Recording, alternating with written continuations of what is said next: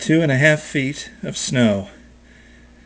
February blizzard 2011. I haven't seen this much snow since 1978, 1979, when I was 9 years old.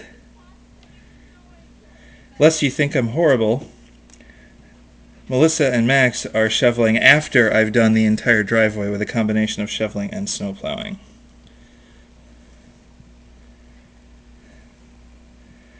Max said, "This never happens." I said, "Well, it does happen, just not on your lifetime." He's 11.